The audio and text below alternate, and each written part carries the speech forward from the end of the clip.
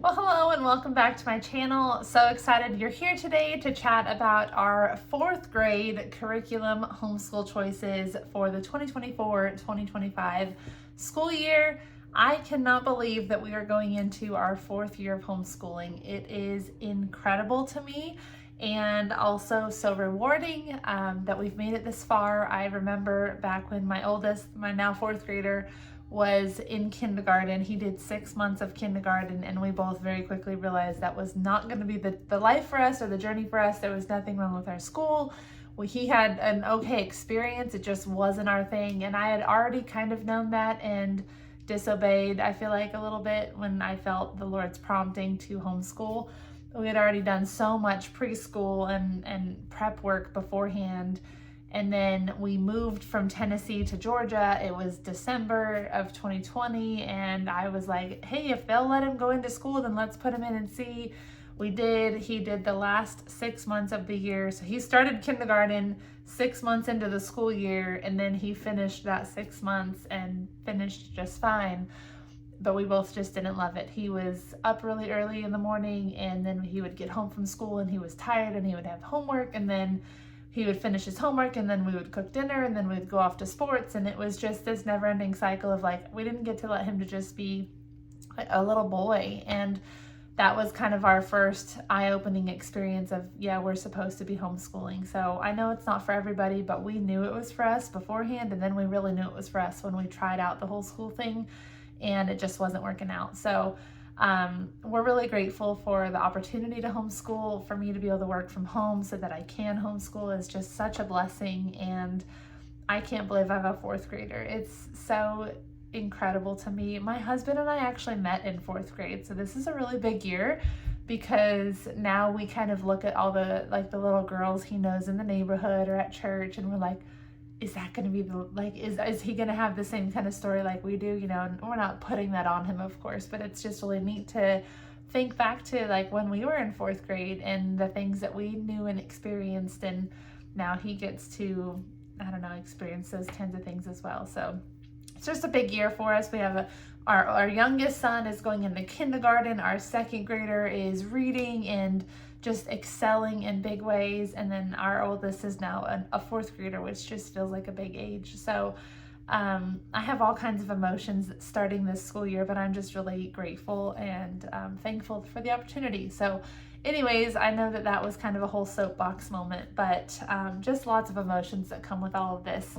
So if you have been following us for any amount of time, you know that we have been a Master Books family for the entire homeschool journey. We've, again, going into our fourth year of homeschool. So for the first 3 years of homeschool, we've used Master Books. So we use Master Books from pre-K all the way up to third grade. And we love Master Books. I don't have anything negative to say about the curriculum. It's very open and go, easy to follow. Our boys have thrived using that curriculum.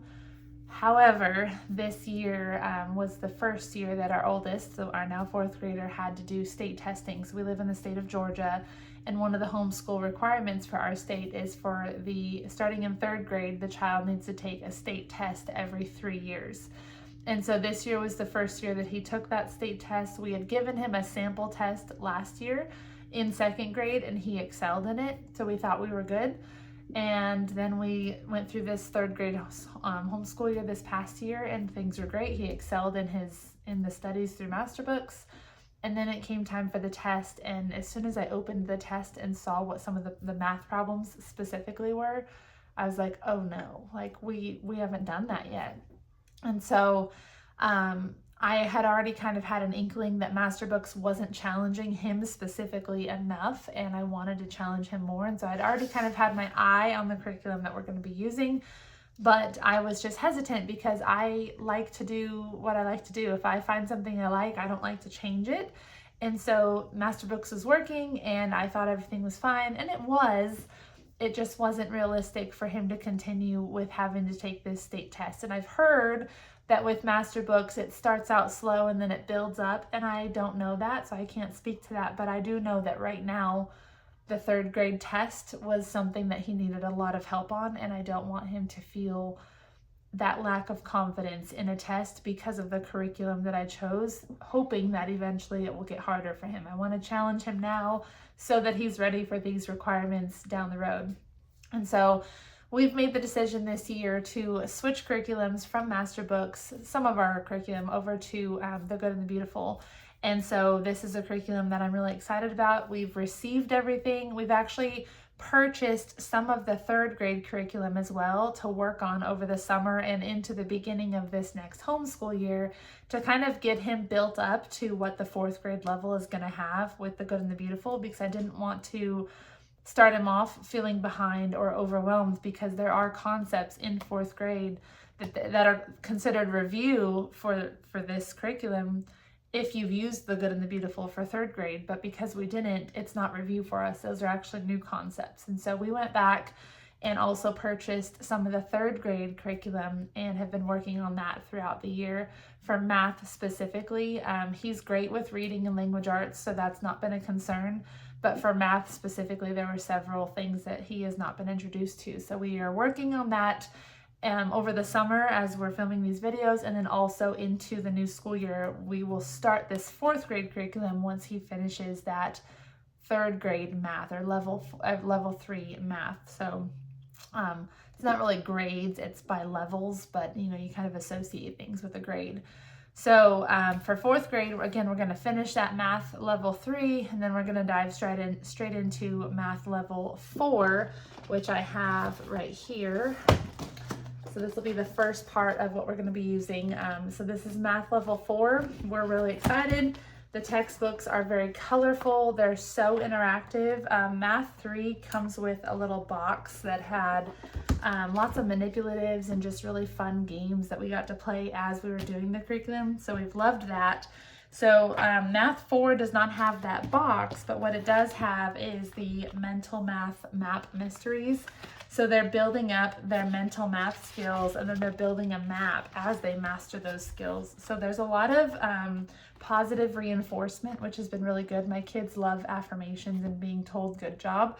So a lot of the Good and the Beautiful curriculum enforces that, which we enjoy, and they obviously really enjoy.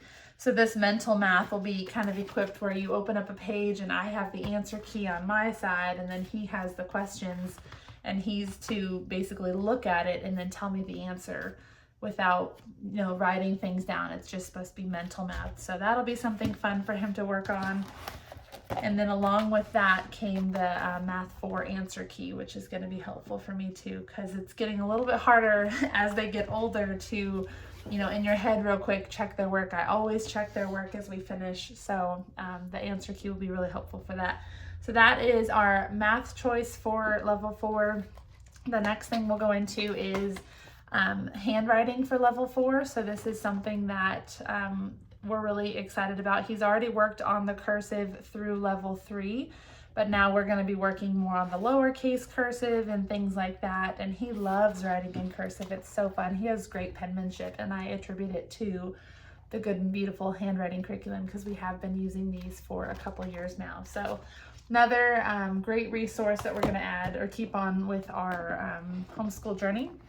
And then the next thing we have with the Good and the Beautiful is the level 4 language arts workbook. So I was really sad because as I received the curriculum last week, I was kind of flipping through it, and I realized that a lot of the 4th grade curriculum is self-taught. And while I'm excited for the independence that my son is going to have, it made me a little bit sad. I'll still obviously be there to help him and to answer questions and things like that, but a lot of it is, instead of me reading something to him to teach him, it's him reading it now because he can read. And for the math, there's video lessons that will teach him specific things, and so he's really excited about that. He is someone who really wants me to be with him. He likes that quality time. That's one of his love languages. And so I will still obviously be there with him. He wants to be affirmed that what he's doing is right, and so I'll continue to do that. But I'm also excited for the opportunity for him to learn some independence, because I do have 2 other children who need my help as well, especially as they're reading and getting into the more difficult curriculums themselves. So it'll be really good for him to have some things that will be more independent, where he can get his work done without needing me to be right there next to him the entire time to read him whatever's coming up next. So we're really excited about that.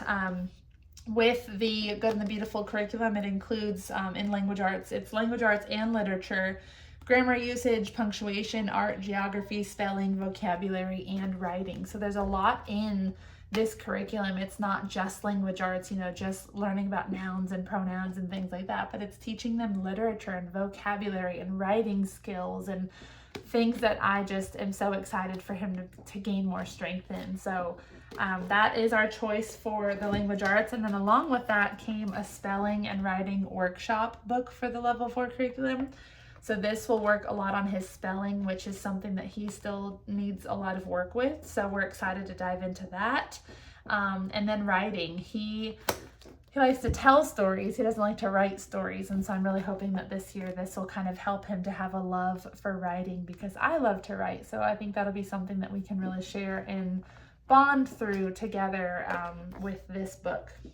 So those are our language arts choices. Along with the level 4 curriculum for language arts came these 2 readers, and they have various stories within them. So I'm really excited. This is a personal reader with lots of different stories in them, and those will be really fun for him to read. He loves to read. He flies through books, so he'll probably fly through these as well. We'll have to get some more. So if you have any book recommendations for a 4th grader that are Christian or, morally correct, I would love you to put the recommendations down in the comments, because I'm always looking for lots of recommendations for that. We've read a lot of the Good and the Beautiful books already, and we just need some more options for the coming year. So if you know of some books that we can look into that he might love, he loves the kind of like mystery thriller type books. So if you know of any, let me know. And then this next one is world biographies. So this will be really interesting for him to learn about the different cultures around the world and stories of different people. So that will be really neat for him to go through. And part of me wants to read these as well. So this might be something that we can do together. And then the last thing for level 4, we're going to introduce typing this year. This is actually recommended that you do in level 3 and in level 4, because in level 5, they actually start typing papers for the Good and the Beautiful. And so we're going to work on some typing this year. So this is a really neat little booklet where it tells them what to type. You open up a word processing program on your computer. They prop the book right there, and they start to type away. So that'll be really great for them to learn, or for him to learn how to type. And then we'll pass this down to the boys as the other 2 get older. So those are our choices for math, language arts, reading, geography, art, all those things. Typing is one of our electives.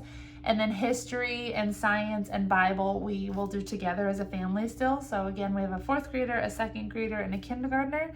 They're still close enough in age where I can combine those things and just challenge them in different ways based on what we've learned.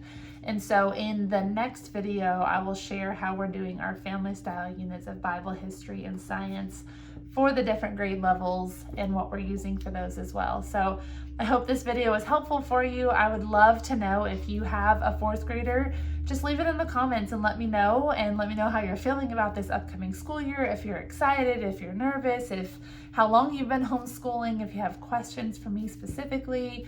I would love to just connect with you. So leave me a comment and let me know kind of where you're at with your journey, and maybe we have something in common and we can just get to know each other more. So thank you for watching. I will see you in my next video. I'm praying for a wonderful school year for you and your family, and I hope you have a great day. Bye guys.